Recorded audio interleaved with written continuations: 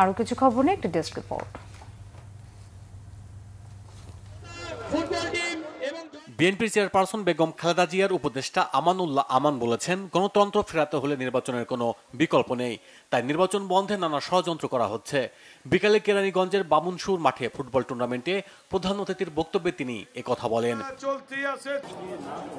ভূমিকম্পে দেয়াল ধসে নিহত স্যার সলিমুল্লাহ মেডিকেল কলেজের 52তম ব্যাচের দ্বিতীয় বর্ষের ছাত্র রাফিউল ইসলাম ও গুরুতর আহত নুসরাত আক্তারকে দেখতে গিয়েছিলেন বিএনপির স্বাস্থ্য বিষয়ক সম্পাদক ডাক্তার মোহাম্মদ রফিকুল ইসলাম। এ সময় তিনি নুসরাত আক্তারের শারীরিক অবস্থার খোঁজ খবর নেন। উপস্থিত ছিলেন মেডিকেল কলেজের অধ্যক্ষ অধ্যাপক ডাক্তার মোহাম্মদ মাজাহার শাহিন ও উপাধ্যক্ষ অধ্যাপক ডাক্তার জাকির হোসেন সহ অন্যরা। বিএনপির ভারপ্রাপ্ত চেয়ারম্যান তারেক রহমানের জন্মদিন উপলক্ষে কৃষকদের মাঝে বোরো ধানের বীজ বিতরণ করা হয়েছে নরসিংদীর মনোহরদীতে। দুপুরে লেবুতল্লা নোয়াকান্দি হাজী আলিম উদ্দিন উচ্চ বিদ্যালয় প্রাঙ্গণে। এতে প্রধান বক্তা ছিলেন কৃষক দলের যুগ্ম সম্পাদক কৃষিবিদ শাহাদুত হোসেন বিপ্লব।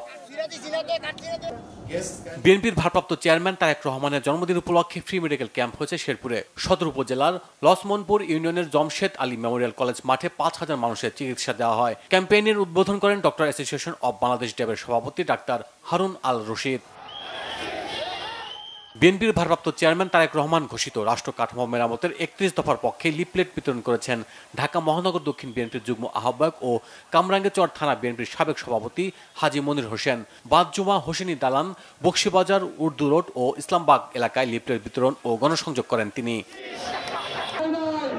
সুনামগঞ্জ 1 আসনে বিএনপির মনোনয়ন পুনর্বিবেচনার দাবিতে সমাবেশ হয়েছে। বিকালে তাহিরপুর বাধাঘাট বাজারে এতে বক্তব্য রাখেন সাবেক উপজেলা চেয়ারম্যান কামরুজ্জামান কামরুল। এদিকে সুনামগঞ্জ 1 আসনে যুবদলের সিলেট বিভাগীয় সহ সাংগঠনিক সম্পাদক মাহবুবুর রহমান মাহবুবকে চূড়ান্ত মনোনয়ন দেওয়ার দাবিতে গণমিছিল ও সমাবেশ হয়েছে।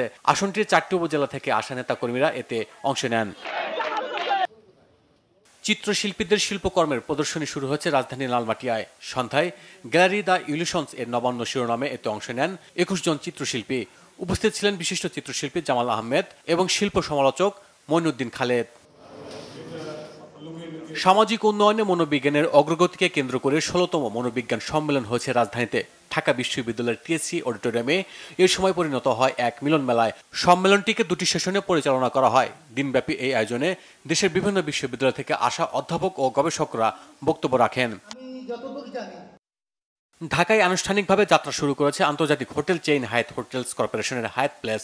উত্তরা জসিমউদ্দিন রোডে 85 রুম বিশিষ্ট নতুন এই হোটেলে অতিথিদের জন্য থাকছে আধুনিক ও আরামদায়ক সব ধরনের বিশ্বমানের সেবা ও সুবিধা। উদ্বোধনী অনুষ্ঠানে হোটেলটির general manager Kevin Thomas McIntyre বলেন, হোটেলটিতে কিং টুইন বিমানবন্দর রানওয়ের ভিউ রুম সহ 85টি অত্যাধুনিক ও সুসজ্জিত রুম রয়েছে। অতিথিরা জিং রেস্তোরাঁয় সুস্বাদু সব খাবার ও দ্য মার্কেটে মজাদার স্ন্যাক্স উপভোগ করতে পারবেন। Bangla vision news desk.